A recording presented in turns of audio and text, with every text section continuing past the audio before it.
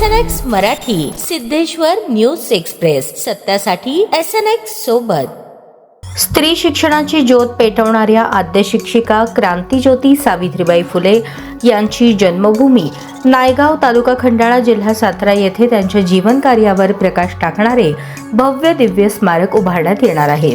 3 जानेवारी 2026 रोजी होणाऱ्या क्रांतीज्योती सावित्रीबाई फुले जयंतीचे औचित्य साधून राज्याचे लोकप्रिय मुख्यमंत्री देवेंद्र फडणवीस यांच्या हस्ते या नियोजित स्मारकाचे भूमिपूजन करण्यात येणार आहे।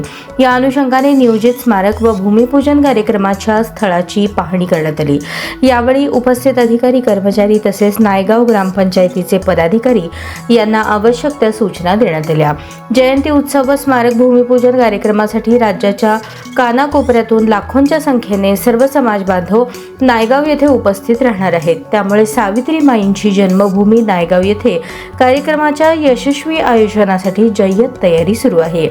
या पाहणी दरम्यान सातारा जिल्ह्याचे जिल्हाधिकारी संतोष पाटील, पोलीस अधीक्षक तुषार दोशी, भाजप प्रदेश कार्यकारिणी सदस्य अनुप सूर्यवंशी, माजी सरपंच निखिल झगडे, युवा नेते ऋषिकेश धायगुडे पाटील, अतुल पवार, हर्षवर्धन शेळके पाटील, बाळासाहेब जाधव, मनोज पवार, आदेश जमदाडे, उपसरपंच गणेश नेवसे, ग्रामपंचायत सदस्य वैभव कांबळे, सोनाली नेवसे, हनुमंत नेवसे, रेश्मा कानडे, साधना नेवसे, सागर नेवसे, पूनम नेवसे, जगन्नाथ नेवसे, अविनाश वाडकर, प्रकल्प संचालक विश्वास सिद्ध, कार्यकारी अभियंता जिल्हा परिषद बांधकाम विभाग उत्तर मोदी, कार्यकारी अभियंता जिल्हा परिषद बांधकाम विभाग दक्षिण नलावडे, DYSP फलटण विशाल खांबे, प्रांताधिकारी वाई योगेश खरमाटे, तहसीलदार खंडाळा सुहास थोरात, गटविकास अधिकारी अनिल वाघमारे, गट शिक्षण अधिकारी गजानन आडे, उपअभियंता जिल्हा परिषद बांधकाम उपविभाग माधव पाटील, ग्रामसेवक यशोदा बनकर, तलाठी स्मिता शिर्के, मुख्याध्यापिका स्वाती पालकर यांच्यासह नायगाव येथील प्रतिष्ठित नागरिक, भाजपचे कार्यकर्ते, पदाधिकारी,